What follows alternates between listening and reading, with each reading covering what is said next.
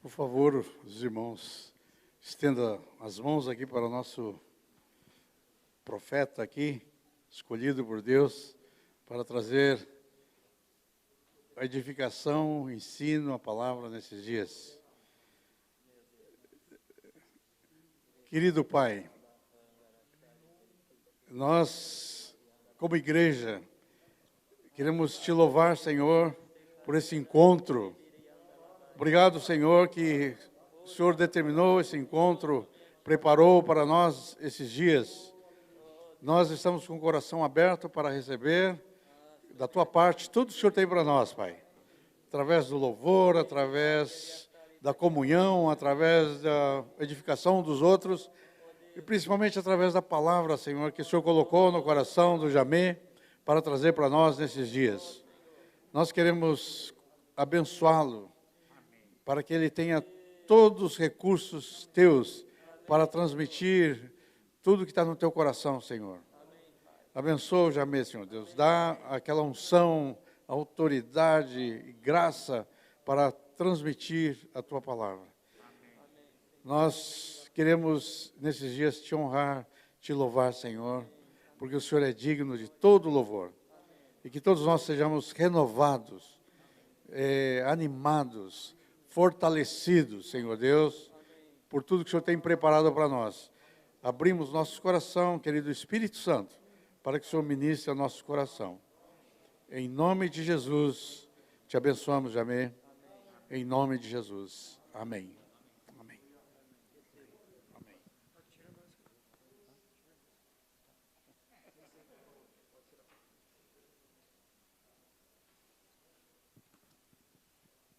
Boa noite, amados.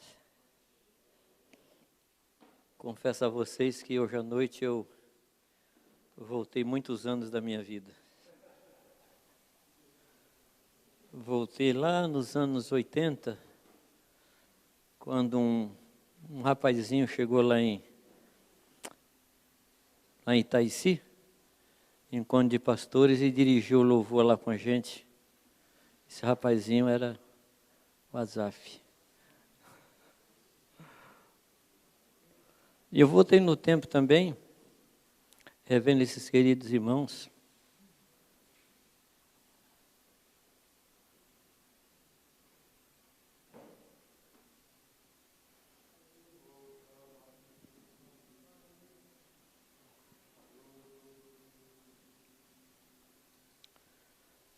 Deus sabe da gratidão que eu tenho pelo povo de Deus aqui em Porto Alegre, que abençoou e continua abençoando a Igreja do Senhor no Brasil. Eu sei disso, eu sou testemunha disso, porque eu vi Deus fazer isso. Graças a Deus. Eu voltei também no tempo quando me convidaram para falar sobre José, e nós gastamos ali uns dias falando de José. Aquela palavra no final, ela se transformou num livro, o primeiro livro que Deus me permitiu escrever, e que tem me abençoado no decorrer de todos esses anos. Tem palavra que a gente recebe, que serve de alento para toda a vida. E aquilo que eu ministrei para a congregação aqui, para a igreja aqui, não foi uma simples mensagem, mas foi um trabalhar de Deus na minha vida. A gente comentava a história de José, e como Ismael está me lembrando agora, uma das coisas que a gente comenta no livro é que José foi caindo para trás, caindo para trás, caindo para trás, até cair sentado no trono. E aquela palavra Deus me deu num momento de muita aflição. E enquanto eu ministrava, Deus estava me sustentando, me dando a graça dEle. E esse ano agora, meses agora passados, se não me engano, foi mês de julho, eu fui surpreendido com um convite para estar aqui com vocês. E só Deus sabe a honra que eu sinto de estar aqui. Uma honra muito grande. E eu só peço a Deus que Ele me dê graça para ser usado na mão do Senhor. Confesso a vocês que falar para homens que querem praticar a palavra é muito complicado, porque a gente tem que ser exato no que fala. E eu gostaria que a gente agora fizesse uma oração, pedindo que Deus, que inspirou a Escritura, inspire a leitura. A palavra, ela foi inspirada por Deus, no coração de homens de Deus que a escreveram. E nós precisamos do mesmo Espírito para nos inspirar na leitura. Para que ela não seja uma mera leitura, mas que seja Deus falando conosco. A outra oração que eu pediria que a gente fizesse, vocês estão acompanhando a situação do Afeganistão? Vocês estão acompanhando? As minhas filhas estão trabalhando duro nisso, levantaram um grupo de oração, estão em contato com pessoas na Europa e no próprio Afeganistão. E ontem à tarde, a gente recebeu a notícia que o governo talibã está impedindo que os afegãos cheguem até o aeroporto. A gente orou por avião, para Deus mandar avião, e Deus mandou avião. A gente orou para Deus mandar o dinheiro, e Deus mandou o dinheiro. E a nossa oração, inclusive, eu recebi no WhatsApp uma mensagem do meu neto, de 8 anos, que mora na Inglaterra, e a oração dele foi: Deus, confunde o pensamento daqueles homens, para eles não deixar ver o teu povo passar. Tem 8 anos, mas fez a oração e pedia para Deus confundir o conselho de Altofei. A mesma oração. E eu queria que a gente orasse por isso, que Deus nos inspire e que Deus abençoe a igreja lá. É verdade que vários irmãos cristãos escolheram não sair de lá, escolheram ficar lá para pregar o Evangelho. E a gente tem que honrar pessoas como essas. Podemos orar? Quem gostaria de fazer essa oração? Qualquer um dos irmãos, por favor. Quem for movido por Deus, pode levantar sua voz.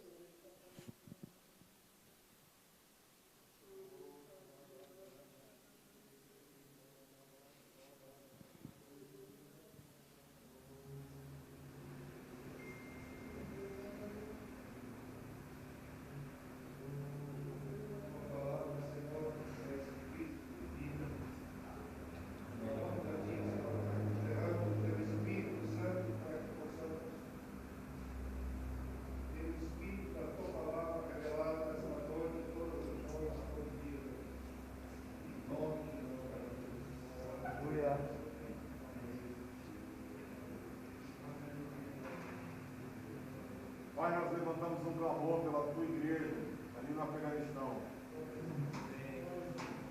Teu povo, Senhor, o povo que tu amas, tem derramado sangue, completado a medida dos santos que vão ser derramados por libação sobre o teu sacrifício, mas nós clamamos pelos nossos irmãos. E os teus anjos poderosos naquele lugar salvam aqueles a quem o Senhor quer salvar. Nós estamos ainda numa condição de conforto nesse sentido, Pai. Mas concede-nos a honra, Senhor, de sofrer e padecer pelo Teu nome. Nós temos sido privados disso por anos a fio. Mas nós te clamamos, Senhor, na nossa vida, nosso coração, nosso dinheiro, nosso tempo seja empregado em aliviar a carga do nosso irmão. Amém. Ajuda-nos a ser participantes dessa glória que eles estão tendo agora. E derrama sobre o teu povo naquele país uma alegria, Senhor, acima de todo entendimento humano. Renova eles no poder do teu Santo Espírito, para que eles resplandeçam a sua luz naquele lugar. Amarra os principados e potestades ali, Senhor. Quebra a força do maligno naquele lugar. Não deixe que nenhum filho teu se perca por conta de vontade do maligno. Em nome de Jesus. Aleluia. Amém. Graças a Deus. Mas eu gostaria de citar, para iniciar a nossa conversa, um texto que está em Romanos, no capítulo 12. Vocês conhecem o texto, nem precisa abrir esse texto. Mas a palavra diz que a gente não deve se conformar com este século, mas que a gente deve renovar, transformar a nossa mente pela renovação da nossa mente, transformar a nossa vida pela renovação da nossa mente, do nosso entendimento. A compreensão que eu tenho desse texto é que se nós queremos ser transformados, nós precisamos passar por um primeiro processo, que é uma renovação da nossa mente. Ou seja, quando eu mudo o meu entendimento, eu mudo o meu comportamento. Quando eu mudo o meu conceito, eu mudo a forma de atuar. Então, sem mudança de entendimento, não há mudança de comportamento. Por isso que a palavra apela a uma mudança do nosso entendimento. E baseado nisso, é que eu quero perguntar para os irmãos, e a pergunta pode ser aparentemente tola, mas eu perguntaria, qual é a compreensão que a gente tem de igreja? Qual a compreensão que nós temos de igreja? Porque isso vai determinar toda a nossa ação. Eu sei que vocês sabem, né? Como diz o pessoal da Azul, eu sei que vocês sabem, mas não custa repetir, que a igreja não é um lugar. Pois, se igreja é um lugar, a tendência nossa é termos dois tipos de comportamento. Um comportamento no lugar e outro tipo de comportamento fora daquele lugar. Então, a igreja não é um lugar. A igreja também não é uma reunião. Ainda que eu escuto algumas vezes dizer, vai ter igreja hoje, por mais ridículo que possa parecer, eu escuto ainda isso. Não é uma reunião. Porque se for uma reunião, igreja começa e acaba. Mas não é. A igreja também não é uma entidade jurídica. Como a gente ouve assim, eu vou fundar uma igreja. Vocês já ouviram isso também? Na congregação que eu nasci, havia um diácono que era assim um irmão muito trabalhoso. Não era trabalhador, ele era trabalhoso. Ele dava trabalho. Muito crítico. E um dia chegou para o nosso pastor, que era um pernambucano assim daqueles ponta firme, chegou para ele e falou assim, pastor, essa igreja aqui tem muito defeito. Todo mundo tem defeito, eu não consigo. E falou os muitos defeitos que a pessoa tinha. E o pastor foi dando corda para ele. Deixou ele falar bastante. Então, meu irmão, você quer sair daqui para ir para uma igreja sem defeito? Ele falou, é isso que eu quero. Ele falou, meu irmão, se essa igreja existir, não é bom que nem você e nem eu vá para lá. Porque se a gente for para lá, ela passa a ter defeito. Então, vamos ficar aqui mesmo. Passou um tempo, ele voltou à carga. Falou, sabe de uma coisa, pastor? Eu vou fundar uma igreja. Tá bom. Você só precisa cumprir 3 requisitos básicos. Primeiro, você precisa nascer de uma virgem.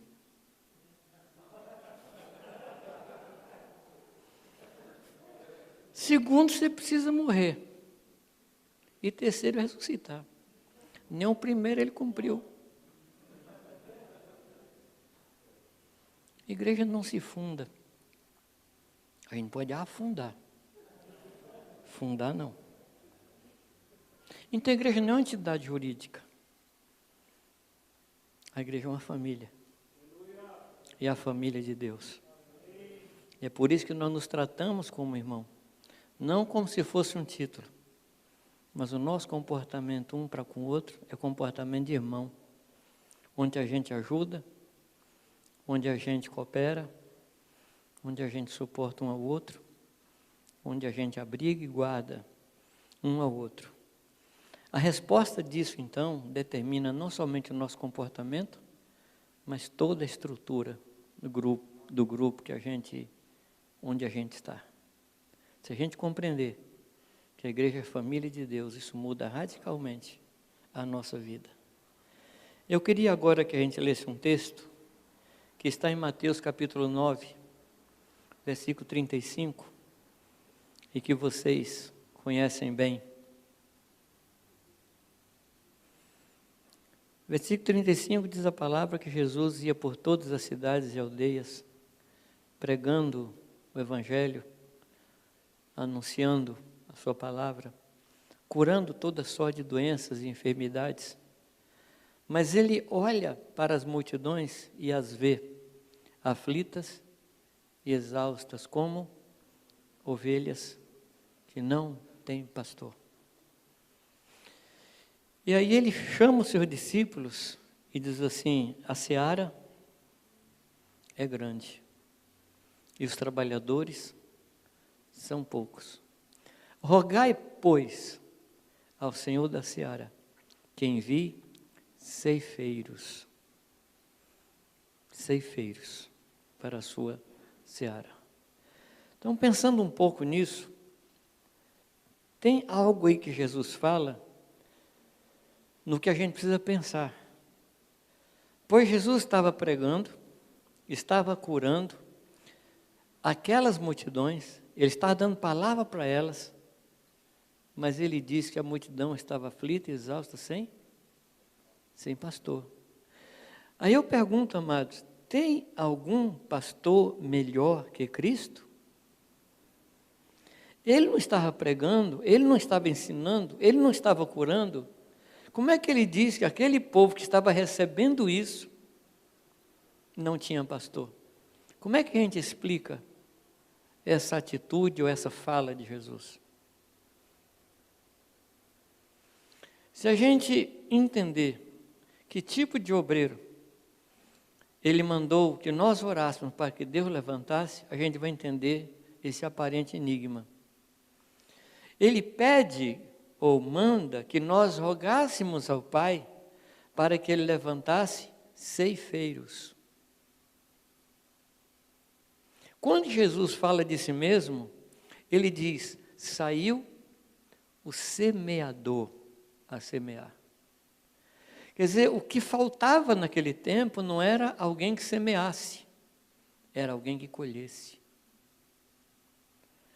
O ministério do semeador é ligado ao evangelismo, mas o ministério pastoral é ligado ao ceifeiro.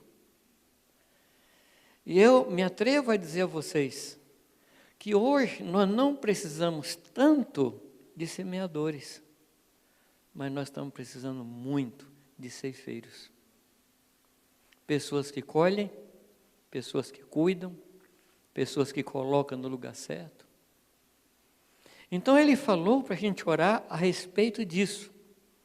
O interessante é que ele não falou para a gente orar para Deus levantar apóstolos. Você reparou, não? Levantar profetas, levantar mestres ou evangelistas, mas ceifeiros. Será que olhando para Porto Alegre, para Agudos, para Cascavel, para onde você está, será que a gente poderia dizer que as multidões estão aflitas e exaustas como ovelhas sem pastor, ainda que hoje escutem a palavra? Quantas vezes você já ouviu falar assim que a porta de entrada, a porta do fundo é mais larga que a porta de entrada, pela quantidade de gente que sai e se perde? Anos atrás, eu conversava com uma pessoa, e eu perguntava, em termos de religião, o que é que você é? Ela falou assim, eu sou evangélico não praticante. Se você for no site do IBGE hoje, já tem essa classificação. A igreja evangélica no Brasil não tem 200 anos. Não tem 200 anos. Mas já tem tempo suficiente para gerar gente que é evangélico por tradição. O avô é, o pai foi, e ele é evangélico também.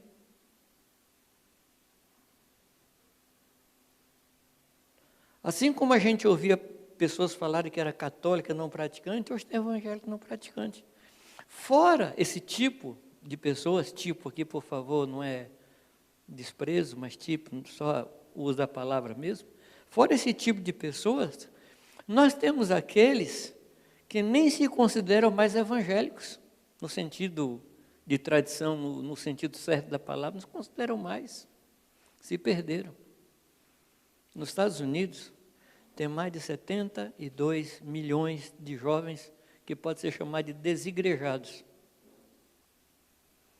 Não participa de nada. Então, um grande problema nosso, me parece, que não é a pregação. E hoje também, nesse tempo de pandemia, eu não sei se você já viu lá na sua cidade, bem no interior, tem uma determinada época do ano que sai assim dos buracos, assim, a Içá, ou Tanajura, você viu não? Já viu? Sai assim, formiga voadora assim do chão. Já viu não? Então, nesse tempo de pandemia, quanto pregador surgiu na internet? Parece formiga que saiu do buraco. Falei, meu Deus, onde é que esse povo estava? E pregando cada barbaridade, que eu chamo de internet teologia. É teologia da internet. Nada a ver com a verdade. Lê um texto, aquilo lhe chamou a atenção, aí ele está ensinando, sem nenhum compromisso com aqueles que estão ouvindo. Nenhum compromisso. Ele só precisa de ouvinte. Como o irmão que me falou um dia, não, na minha congregação tinha 100 pessoas que frequentavam. Na pandemia, agora eu tenho mais de 1000 que estão me ouvindo pela internet. E daí? 1000 ouvintes não significa 1000 discípulos. Nada a ver. Então, nós estamos vivendo num tempo onde tem muito semeador, bom e ruim, que semeia joio, semeia trigo, mas muito semeador. Eu entendo que Deus quer que a gente ore para que Ele levante pastores no nosso tempo. Nós estamos precisando de pastores, homens que cuidem, homens que façam a ovelha crescer, homens que ensinam a ovelha a conhecer ao Senhor. Nós estamos precisando desse tipo de gente hoje. Não sei se vocês concordam comigo. E eu gostaria de, nesses dias que nós vamos estar juntos, trazer algumas reflexões sobre o ministério pastoral. Mas antes, amado, eu quero dizer para vocês que eu creio no ministério apostólico. Eu creio.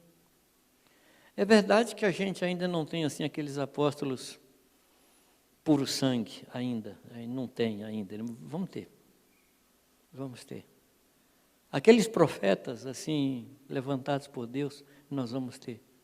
A palavra diz que os olhos da noiva brilham através do véu. Nós estamos vendo alguns profetas que estão começando a aparecer.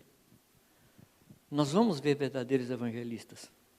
Não pessoas descomprometidas com a igreja, mas pessoas que ensinam a igreja a ganhar e a cuidar. Eu creio que Deus vai levantar verdadeiros mestres. Eu creio nesses ministérios. Mas eu creio, amados, que nós precisamos de pastores. Porque uma igreja sadia, ela vai poder ser bem fundamentada pelos apóstolos. Uma igreja sadia pode caminhar na visão que os profetas lhe trazem. Uma igreja sadia pode ser conduzida pelos evangelistas a ir para a rua e ganhar gente.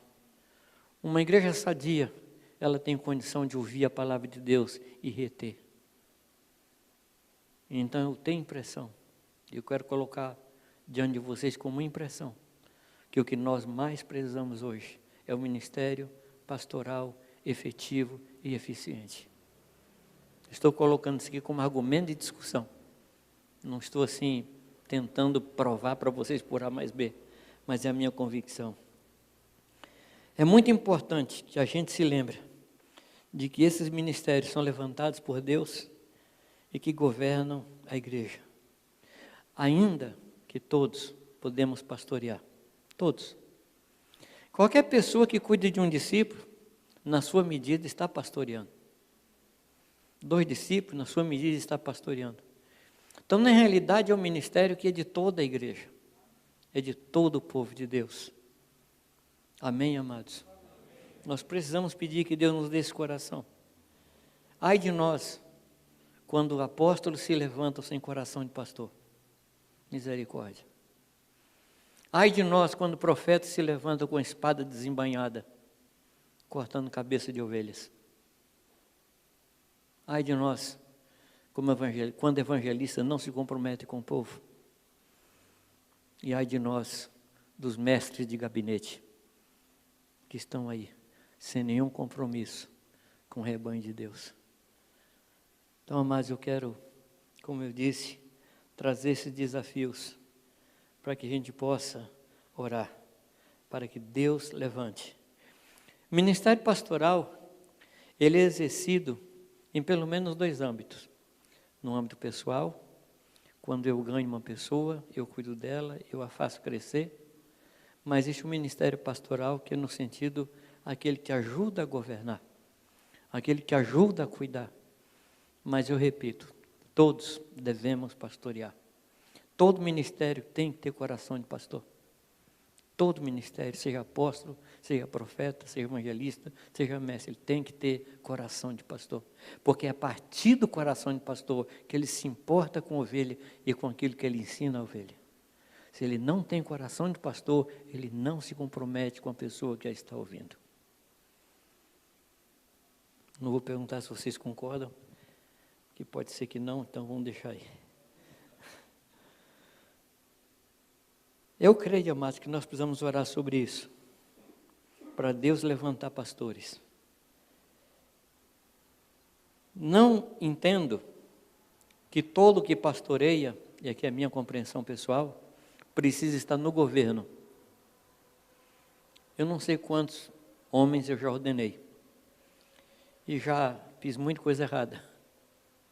Eu achava que todo pastor tinha que ser pregador e tinha que estar no governo. Não penso mais assim. Não penso mais assim. Pelo menos contaria para você uma experiência de um homem que era um excelente pastor. E a gente colocava ele na escala de pregação. Meu Deus, que aperto ele passava. Ele começava a mensagem pedindo perdão do que ele ia falar. Até que um dia a gente, cheio de misericórdia, dispensou ele da escala. A gente aprendeu que nem todo pastor precisa estar no governo. Todo presbítero tem que ser apto para ensinar. Está escrito. Não necessariamente pregar. Ensinar e pregar são 2 coisas distintas. O presbítero ensina com a sua vida. Ensina com conselhos. Ensina cara a cara. Pregar é outra coisa. E nem todo mundo tem vocação para isso. Nem todos podem fazer isso. Nós vamos tomar alguns textos para conversar nesses dias. Existem alguns textos na palavra que para mim são verdadeiras graduações e pós-graduações no ensino do que é o trabalho pastoral. Salmo 23 é um curso fantástico do que é um pastor. Salmo 23. Agora esse salmo, ele é um salmo falado por uma ovelha a respeito do pastorado que ela recebe. É o lado de uma moeda. O outro lado da moeda é João 10, que é o pastorado falado pelo pastor. Então você junta João 10 e Salmo 23, você tem os 2 lados de uma moeda. O ponto de vista da ovelha e o ponto de vista do pastor. No Salmo 23, tem algumas coisas extremamente sérias. A primeira delas é que aquele homem, ele escreve todas aquelas verdades olhando para o seu trabalho. Porque ele pensava no que ele fazia com as ovelhas e a conclusão dele, é isso que o Senhor faz comigo. Ele não escreveu o Salmo 23 no escritório com ar-condicionado, com um MacBook na sua frente. Não, não foi. Ele estava sentado assim, olhando para as ovelhas e falou, puxa vida, Deus faz a mesma coisa comigo. E uma das tremendas verdades que ele descobre é que o Senhor é o seu pastor. A conclusão que ele chega é que aquele que governa todas as coisas era o pastor. Ele descobre o senhorio de Deus. Mas ele descobre outra verdade também, que ele era ovelha. É a revelação que está embutida no texto. Se o Senhor é meu pastor, eu sou ovelha. E nós precisamos ser ovelhas para poder declarar que o Senhor é meu pastor. A consequência disso é que eu não sinto falta de nada. Que pena que uma boa parte das versões brasileiras diz que nada me falta. Mas não é exatamente isso. Olhando para a nossa própria vida, quanta coisa nos falta? Sim ou não? Quanta coisa nos falta? Mas o que ele quer dizer, que tendo o Senhor, ele não sente falta de mais nada. É isso que ele quer dizer.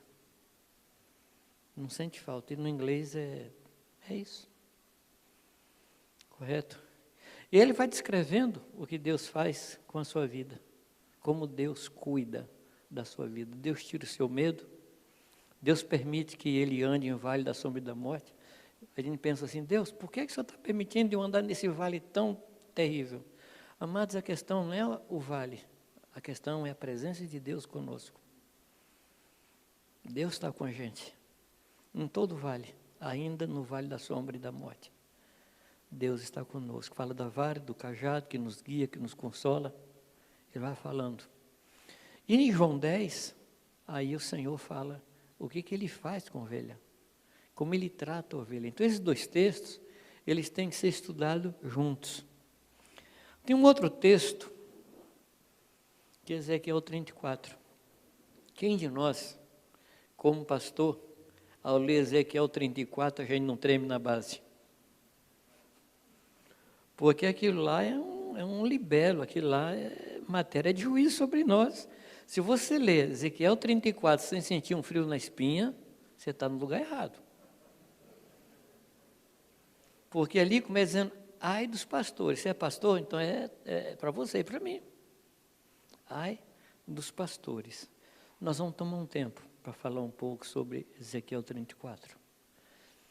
Estou só dando para vocês alguns textos para vocês meditarem aí durante esses dias aí. Zacarias 11 tem uma expressão muito interessante, que para mim é uma expressão assim, totalmente incoerente. Ele diz assim, ai dos pastores inúteis. Para mim é como se falasse em gelo quente. Como é que o cara, desculpa o cara, tá? Como é que a pessoa é pastor e é inútil? Como é que consegue juntar essas duas coisas? Mas são pastores que não cumprem a sua função, são inúteis. Não inúteis porque não fazem, inúteis porque não cumprem o seu papel e faz a coisa como Deus quer.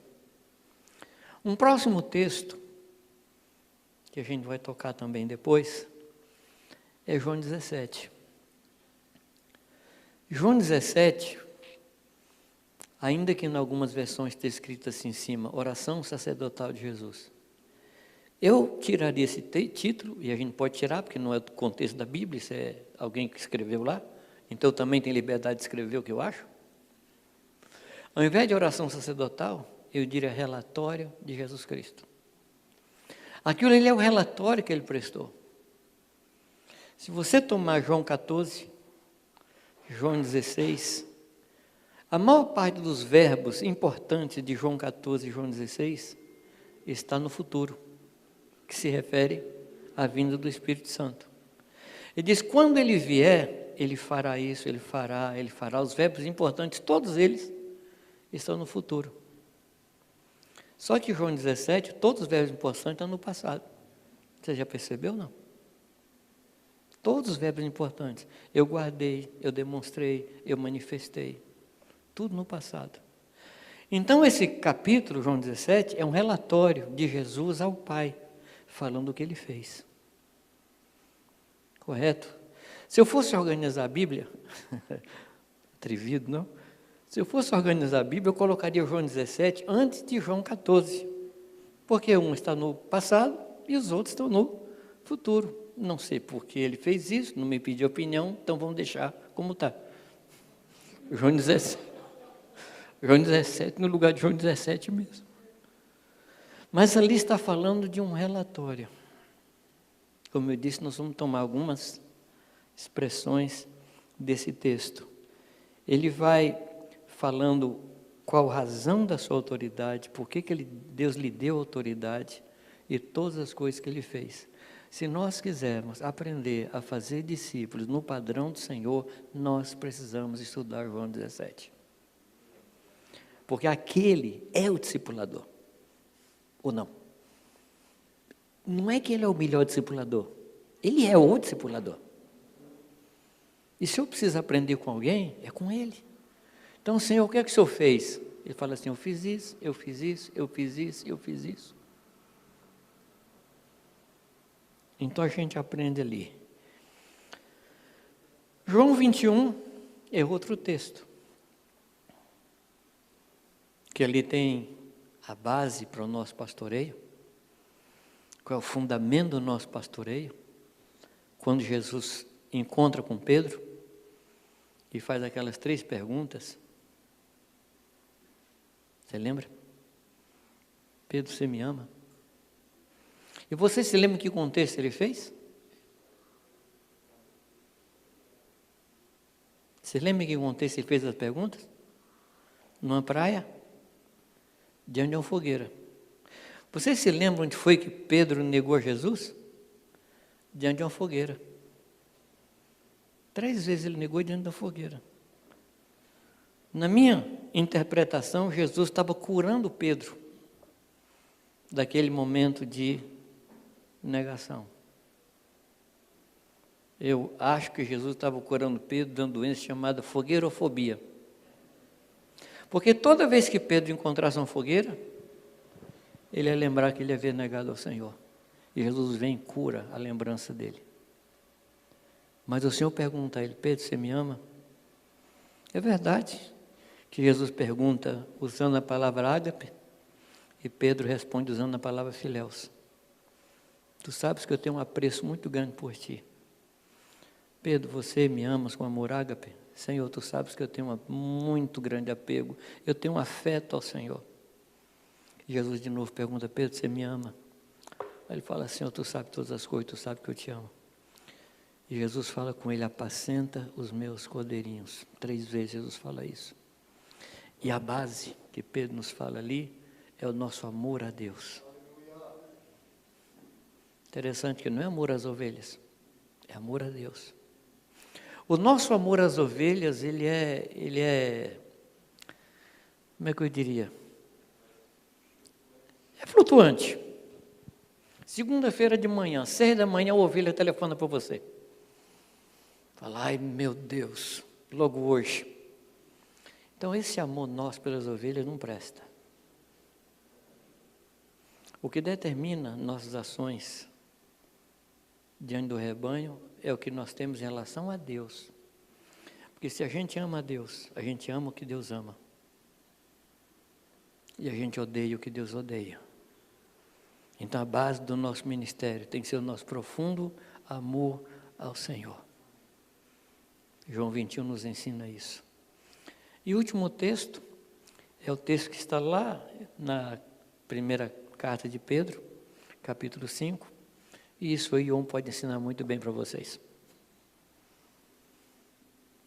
E o texto ali, ele fala muito do que nós não devemos fazer, como não pastorear. E se Deus quiser, nesses dias, nós vamos tocar um pouco nesse tema. Resumindo até aqui, eu diria para vocês que o ministério pastoral é um ministério fundamental para a vida e a saúde da igreja. Amém? Ministério fundamental. O pastoreio, ele compreende 4 trabalhos da nossa parte. Se você quiser anotar, eu vou lhe dar. Pelo menos 4 coisas nós precisamos fazer e eu entendo que elas são as fundamentais. Se nós fizermos isso aqui, ao meu ver, nós estamos cumprindo um pastorado que creio que é o que Deus quer. A primeira coisa, levar a pessoa a ter vida eterna. De acordo com João, capítulo 17, verso 1 a 3. O que é que diz lá, amados? Assim como lhe conferiste a autoridade sobre toda a carne, a fim de lhes dar a vida eterna.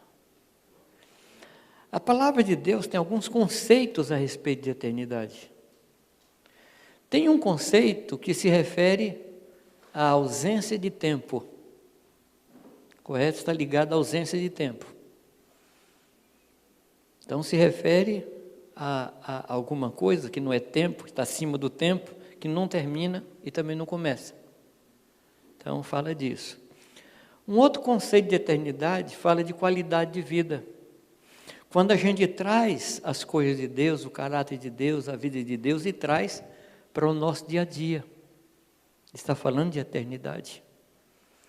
Fala também de poder, da semente poderosa que o Senhor plantou em nós e que vai nos levar a ressuscitar dentre os mortos. Pois Jesus diz assim, que aquele que comer de mim tem a vida eterna e eu o ressuscitarei no último dia. Esse versículo é outro versículo que eu mudaria. Você percebe meu atrevimento, né? Por que eu mudaria? Eu pergunto a vocês, o que é que vem primeiro? A vida eterna ou a ressurreição? Na nossa lógica, ressurreição, depois vida eterna. Mas nesse texto, Jesus diz que aquele que come dele tem a vida eterna e será ressuscitado no último dia. O que nos levanta de dentre os mortos é a vida eterna que já está dentro de nós. Você pode ficar tranquilo quando você morrer. Não fique com medo de morrer. Você não vai ficar morto. Amém? Deixa as pessoas lhe enterrar assim com tranquilidade. Não lute contra. Você vai levantar, meu querido, porque em nós está a semente da vida eterna. Amém? É isso que vai nos levantar dos mortos, a vida eterna. Mas aqui em João 17, é um contexto totalmente diferente. Ele explica o que é a vida eterna. E o que é que diz aí? E a vida eterna é que te conheçam a ti, como Deus único e verdadeiro, e conheça aquele que o Senhor enviou. Então, nesse texto, vida eterna não diz respeito a tempo, não diz respeito a esse poder que nos levanta dos mortos, não diz respeito a uma qualidade de vida, mas diz respeito a uma relação com o Senhor. Então, nosso primeiro trabalho, a razão pela qual Deus nos deu autoridade no ministério é essa, é que as pessoas tenham a vida eterna. O meu primeiro trabalho como pastor é ensinar a pessoa a se relacionar com o Pai. Esse é o nosso trabalho como pastor. Se nós não fizermos isso, nós naufragamos radicalmente. Eu tenho que levar a pessoa a conhecer a Deus. Claro que você sabe que esse conhecer aqui não tem nada a ver com acumular informação. Um dos problemas que eu vejo é que nós, do Ocidente, nós raciocinamos assim de uma maneira grega. Então, para nós, conhecer é acumular informação a respeito de alguma coisa. Mas você tem que lembrar que isso aqui foi escrito por judeu. E para o judeu conhecer não é acumular informação, é relacionar-se. Amém, amados? Então, quando você vê a palavra conhecer na Escritura, você tem que pensar nisso. Que não é uma questão de você saber das coisas. Eu li, eu me informei e agora eu sei. Não, não é. O texto aqui está falando daquele mesmo conhecer, quando a palavra diz que José não conheceu a Maria enquanto ela não deu à luz ao seu filho. Esse mesmo conceito está em Coríntios, quando fala daquele que se relaciona com a meretriz, forma um só corpo com ela, a palavra ali é unir, mas aquele que se une ao Espírito forma um só Espírito com ele. É esse o contexto de uma relação íntima nossa com o Pai. Então, amados, eu estou totalmente convencido que o nosso primeiro trabalho como pastor é levar a pessoa a se relacionar com o Senhor Jesus Cristo. Deixa eu lhe contar uma pequena história, para ilustrar o que eu quero comentar depois. Uma senhora em Jundiaí, alguém deu para ela o nosso telefone, ela ligou para nós, era diretora de uma escola, e ela era dona de centro de macumba. E ela tinha uma vida totalmente desordenada, então alguém falou para ela procurar a Irani e a mim. Irani é minha esposa. E quando ela chegou lá em casa, ela falou assim, que quando ela foi sair de casa, o demônio falou para ela, não vai porque eu vou matar você e eles. Estou aqui. Então, nada feito. E ele veio falando com ela durante todo o tempo, uns 30 minutos de carro até chegar na nossa casa, falando isso, vou matar você e tal. Quando ela chegou, nós começamos a falar de Jesus Cristo para ela. E ela abriu o coração e contou a vida dela, uma vida terrível, terrível, terrível. E nós apresentamos a Cristo, e ela falou, eu quero. E aí eu falei para ela, então você vai orar. Ela falou, mas eu não sei orar. Eu falei, o que você falou para a gente, fala para ele. Ah, e um detalhe, ela disse para nós que enquanto a gente estava falando para ela de Jesus Cristo, que nome vocês dão aqui? O coisa ruim estava ali do lado dizendo para ela, é tudo mentira, não creia nisso. Não. Então a mulher estava ouvindo 2 canais ali. E eu falei para ela, agora você vai orar. Mas eu não sei orar.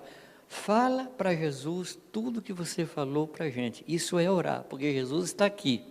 Não está? Ela falou, está sim. Amados, ela timidamente começou a falar. E destampou. E falou com Deus, e abriu o coração, e se derramou, e foi salva pelo Senhor Jesus. Na semana seguinte, ela estava com uma reunião de oração lá na escola dela. Ela chamava as professoras e começou a orar com as professoras. O que eu quero dizer para vocês contando essa história? Evite orar pela decisão da pessoa, ensinando ela a decidir. Deixa ela orar. Não existe um lugar mais alto que eu possa conduzir a pessoa do que ensiná-la a orar. Estão me compreendendo? Não. Se você ensinar a pessoa a orar, você levou a pessoa onde ela devia ir. Não tem um lugar mais alto que esse. O nosso trabalho é levar a pessoa a relacionar-se com o Pai. E a partir daí o Pai é suficiente para ensinar para ela. E o nosso trabalho, queridos, vai ser estar atrás dessa pessoa. Se você analisar o trabalho que Jesus fez com os discípulos, ele ocupa 3 posições durante o seu ministério.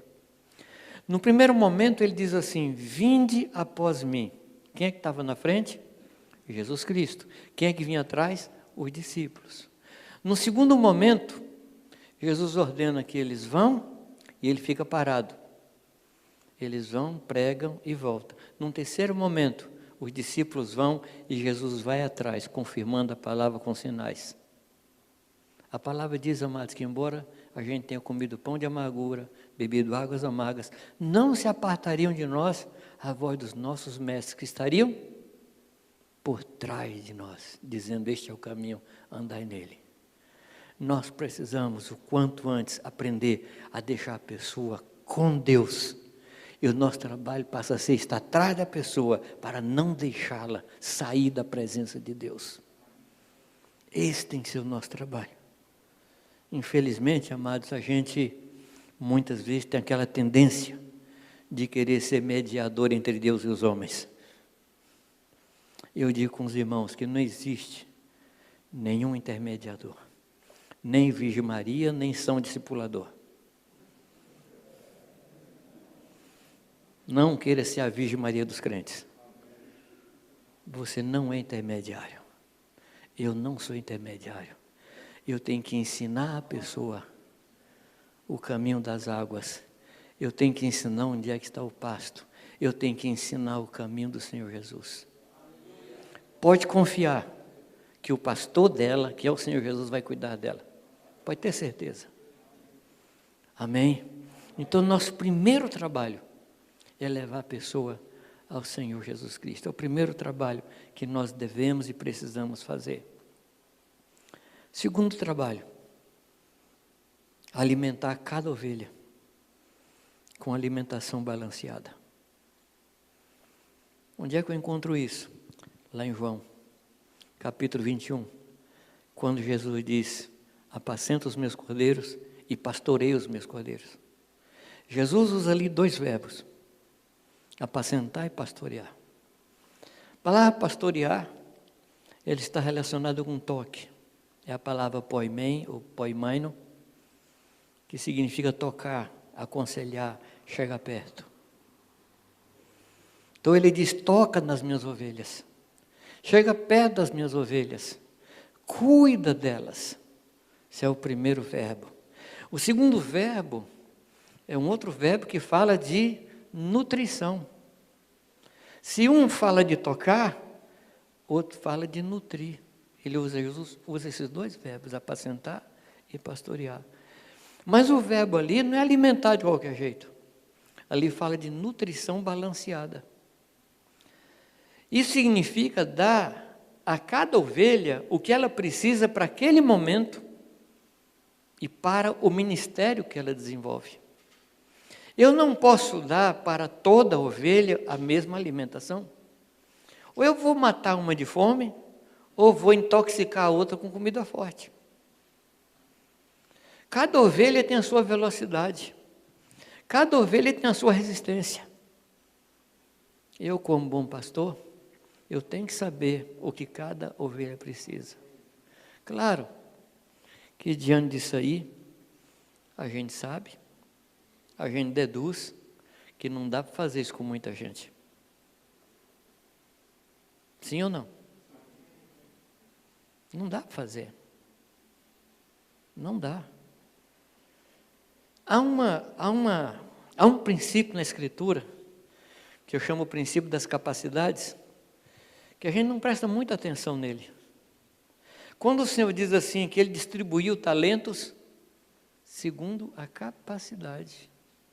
Ele também fala que a cada semente, uma gera 30, outra 60 e outra 100. Ou seja, fala de capacidades, nem todos temos a mesma capacidade. E eu não estou me referindo aqui a defeitos, estou falando de capacidade.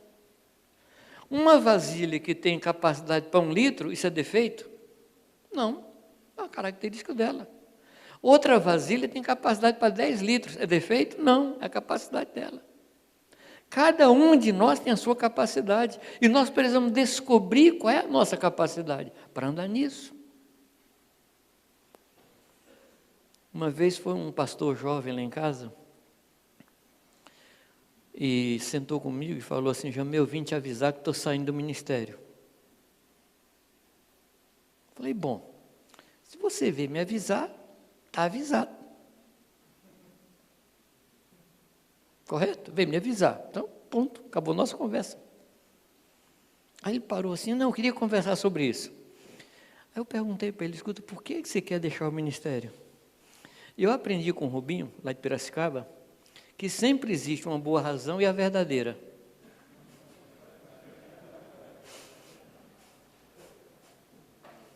Então ele me deu uma boa razão.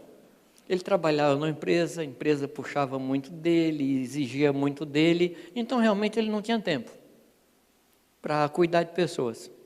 Essa foi a boa razão que ele deu. Mas assim, a gente sabe que tem outra coisa por trás. E eu fui conversando com ele, conversando. Aí no fim ele abriu o coração. Ele falou, Jamil, é o seguinte, tem 2 anos que eu estou com 40 pessoas e não cresce. Aí eu fiz uma pergunta que eu piorei a coisa. Eu falei, você já perguntou se você tem capacidade para mais de 40?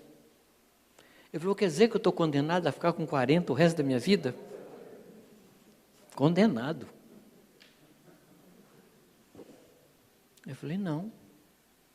Você precisa descobrir qual a sua capacidade e qual a capacidade das ovelhas que você cuida.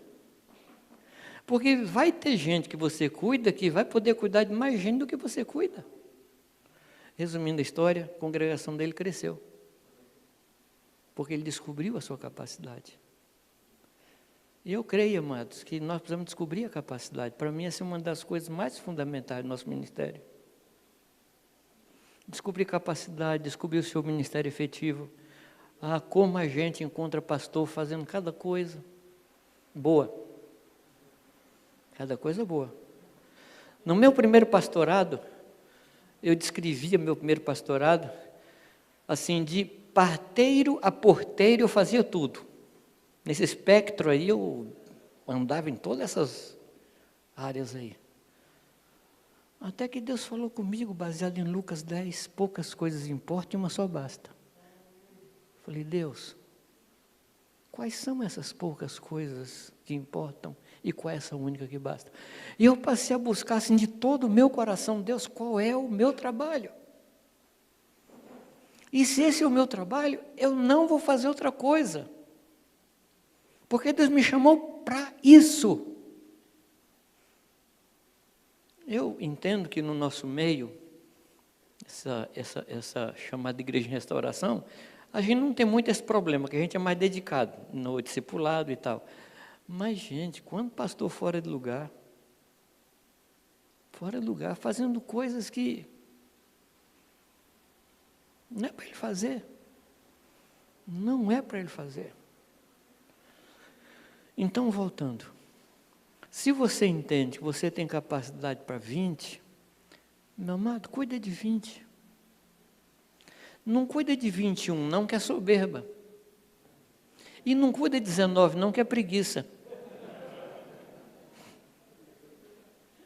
Você conhece aquele versículo, fica na sua? Anda no que Deus lhe chamou. Deus não vai pedir contas a você daquilo que Ele não mandou você fazer. Mas Deus vai pedir contas do que Ele nos mandou fazer. Ele vai pedir de nós o que você fez com o dom, com o talento que eu lhe dei. Mas Deus me deu só um talento, então um talento só também eu não quero. Eu vou enterrar. Meu amado, não é assim. Nós estamos falando de nutrição. Isso fala de você buscar Deus por cada ovelha. Isso fala de você olhar para uma ovelha e fazer a oração de Manoá. Lembra do Manoá? Pai de Sansão? Para mim, uma das orações mais eficientes da Escritura. Quando a mulher de Sansão, a mulher de Manoá, ouve do enviado de Deus que ela iria ter um filho, ela fala para o marido, e ele fala assim, diga ao homem quando ele aparecer, eu quero conversar com ele para perguntar qual o serviço e o estilo de vida desse menino. Não é ter um filho por ter um filho e deixar crescer. Não, mas eu quero prepará-lo, segundo o seu ministério, segundo o seu estilo de vida, é isso que eu quero fazer na vida dele. Amados, cada pessoa que a gente cuida tem um ministério. Eu preciso descobrir diante de Deus. E uma coisa que você vai encontrar na Escritura é que Deus sempre fala para quem cuida, o chamado daquele que é cuidado, depois fala com aquele que é cuidado, depois fala para o povo para onde ele é enviado. Deu para entender, não? Deus falou para Moisés a respeito de Josué, antes de Josué saber. Levantarei depois de você um profeta semelhante a você. Josué não sabia. Mas Deus quis falar a Moisés para que Moisés conduzisse a Josué dentro do ministério que ele devia ser. Fala para Moisés, depois fala para Josué e depois fala para o povo. Fala para Eli, depois fala para Samuel, depois fala para o povo. Fala para Samuel, depois fala para Davi, depois fala para o povo. Fala para Davi, depois fala para Salomão, depois fala para o povo. Fala para Elias, depois fala para Eliseu, depois fala para o povo. Chega, não? Essa é uma constante. O pastoreio não inclui só o bem-estar da ovelha e ir para o céu. Inclui trabalho. Inclui trabalho. A ovelha ela existe para trabalhar, para andar nas boas obras que Deus preparou de antemão para que ela andasse. Mas eu, como pastor, discipulador dela, eu preciso buscar de Deus, Senhor, qual o chamado dessa pessoa? Porque eu quero conduzi-la ao que o Senhor quer.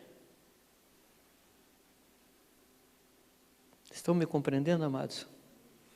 Quando eu perguntar se vocês estão compreendendo, não estou julgando a capacidade de vocês de entender. Eu estou julgando a minha capacidade de ensinar, tá bom? Então não se sintam diminuídos quando eu perguntar se vocês me entendem, por favor. Alimentar a pessoa com alimentação balanceada.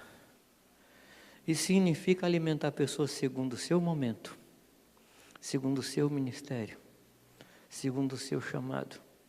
Claro, você tem uma ovelha que Deus está chamando para o ensino. Você tem que guiar essa pessoa para isso. Ensiná-la a comprar bons livros, ensiná-la a comprar bons comentários, aproximar essa pessoa de bons mestres. Ah, mas Deus está chamando para ser evangelista. Acha um bom evangelista e leva essa ovelha a grudar nesse evangelista para aprender a evangelizar. Ah, não está chamando para o pastorado.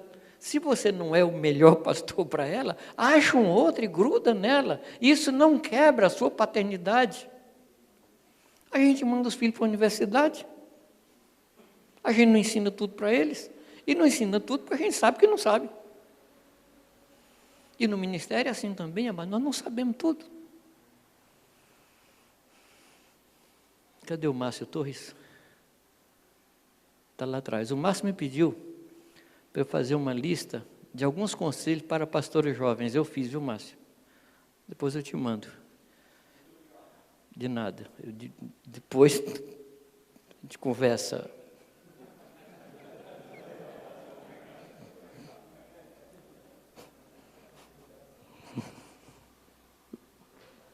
Uma das coisas que nós precisamos aprender, assim, logo que a gente entra no ministério, primeiro, a gente não faz tudo. A gente não sabe tudo. Aprenda a dizer não sei. Não tem nada mais libertador do que falar não sei. Concorda, não? Porque alguns de nós têm assim um coração de guru. Quer ensinar tudo e responder tudo. Você não é guru. Tenha a liberdade de dizer assim, eu não sei. Mas você vai buscar para mim e dizer, não. Onde eu vou buscar, você também pode. É na Bíblia. Vai lá. Mas eu vou te dar, viu, Márcio? Fique tranquilo.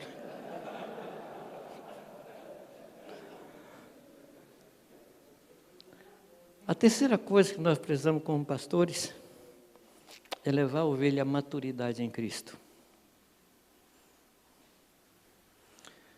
Perenizar a infância é muito bom para o nosso ego. Porque quem de nós, no auge do nosso ego, se é que tem isso, Não gosto que as pessoas falem assim, não, ele sabe tudo. Tudo que eu pergunto, ele me ensina. Quem de nós não gosta disso, né? Talvez esteja falando de mim só. Mas a ovelha precisa ouvir do Senhor. A palavra diz que não tendes necessidade que ninguém vos ensine, porque tendes a unção. Está escrito. O que eu tenho que fazer é ensinar a pessoa a descobrir. Uma das coisas que mais eu me alegro em Deus é que o meu pai na fé me ensinou a amar as Escrituras. Foi o legado que ele deixou na minha vida. Ele me ensinou a amar as Escrituras. E eu amo as Escrituras. Amo. De todo o meu coração. Levar a maturidade fala de ensinar a autonomia à ovelha. Claro que você sabe que autonomia é diferente de independência. Independência é morte. Independência não serve em lugar nenhum. O nosso grande problema com a humanidade não foi a independência, mas nós precisamos ensinar autonomia. Autonomia é diferente. Autonomia é a capacidade de pensar e decidir. Eu uso uma figura para expressar isso. Você quer ensinar seu filho a atravessar a rua. No primeiro dia, você pega na mão dele, vai até a calçada e diz assim, filho, olha para a esquerda, olha para a direita, e quando não vier nenhum carro, aí você atravessa, e vamos atravessar. Segundo momento, você leva até a calçada e diz, filho, como é que atravessa? Olha para a esquerda, olha para a direita. Vem carro, filho? Não, não vem, então pode ir. Terceiro momento, você não vai com ele até a calçada. Porque você deu para ele princípios para ele pensar. Você deu subsídio para ele somar e chegar à conclusão. Quando Jesus é perguntado pelos discípulos de João sobre se ele era aquele que ele estava esperando ou devia esperar outro amado, isso é uma pergunta existencial.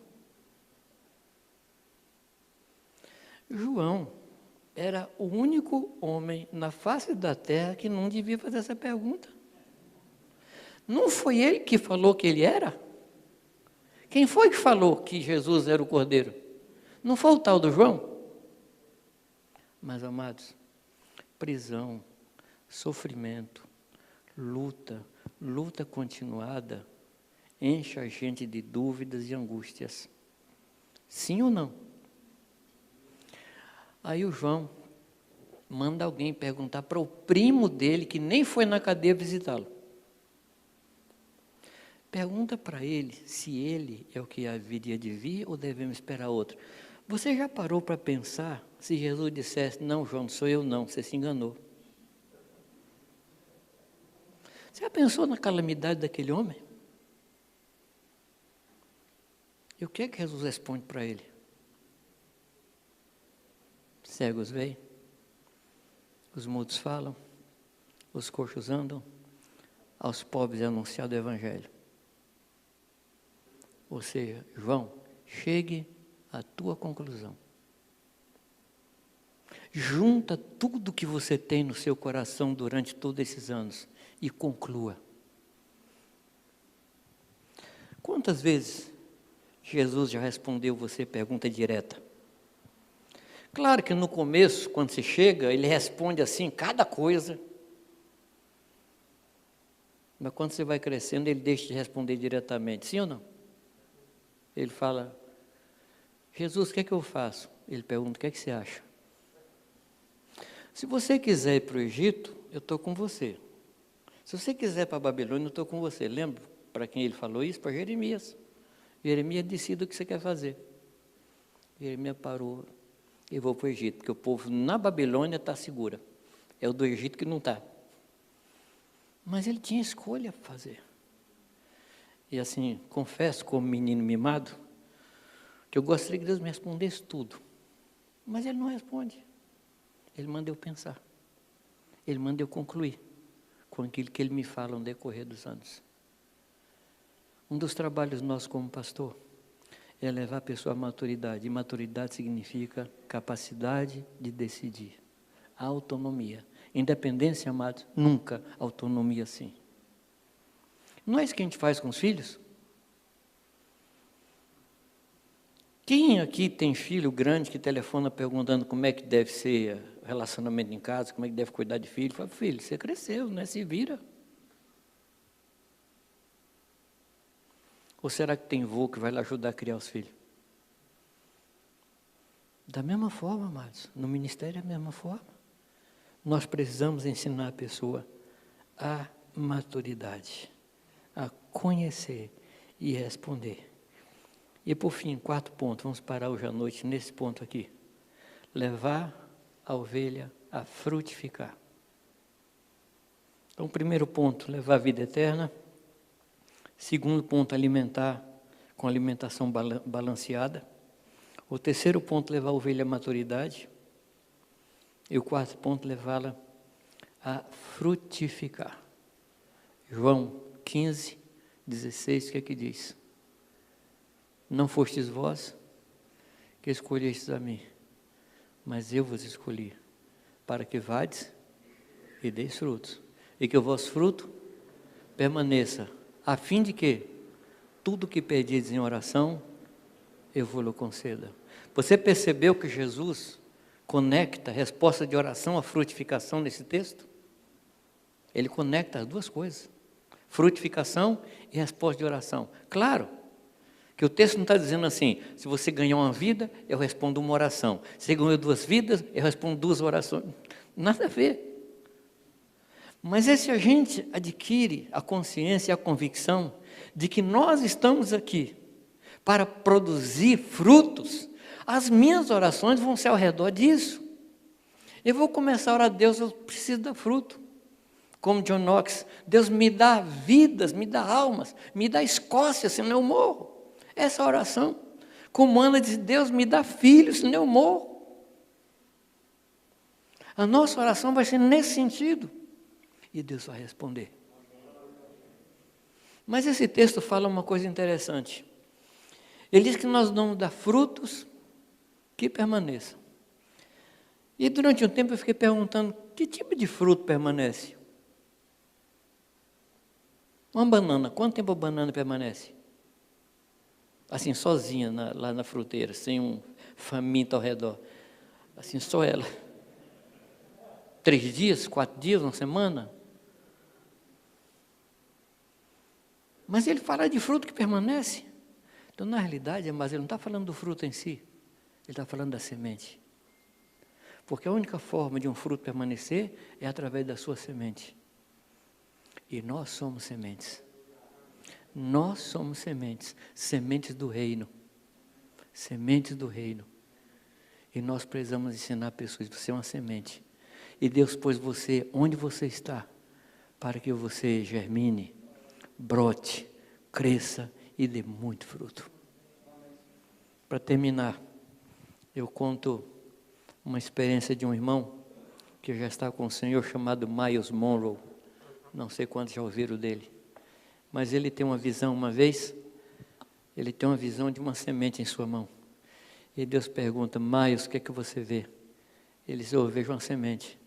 Aí Deus fala assim, olha de novo. Aí ele olha, eu vejo uma árvore. Não, olha de novo, eu vejo uma floresta. Então você está vendo bem. Cada discípulo seu é uma semente de uma nova congregação. Você crê nisso? Não.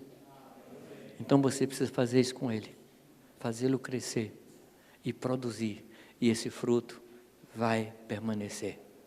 E Deus vai responder às nossas orações. Amém? Podemos orar?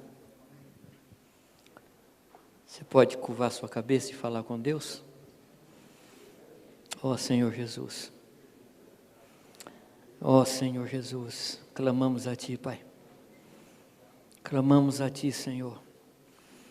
Pai amado, faz-nos reter a Tua palavra no nosso coração. Tudo aquilo que o Teu Espírito falou conosco nesta noite, Pai, dá-nos graça de guardar no nosso coração. Aquilo que não foi teu Espírito, Pai, faz nos esquecer. Mas aquilo que foi o teu Espírito, Pai, faz nos lembrar. Hoje e nos dias que virão. Toma o nosso coração, Senhor. E nós queremos ser aprovados por Ti, como pastores do Teu rebanho. Queremos ser aprovados por Ti, Senhor, andando no ministério que o Senhor tem nos dado. Eu rogo, Pai, guarda o nosso coração diante de Ti, em nome de Jesus. Amém. Muito obrigado, amados.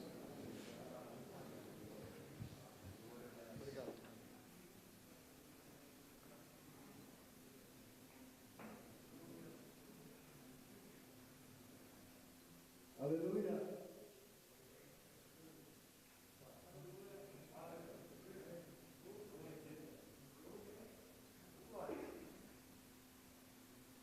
Senhor tem manifestado seu amor por nós aqui já nessa noite. E ainda é só o início, né, irmão?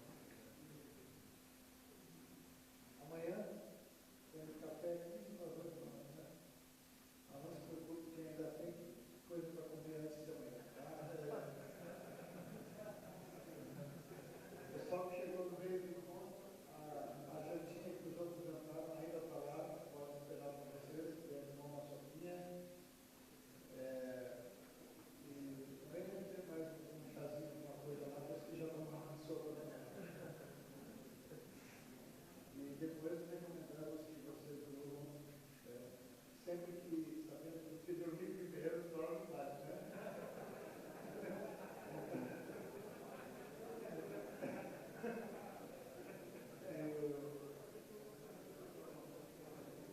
Amanhã, 15 para as 8, nosso café. E às 9 horas, o encontro aqui no salão.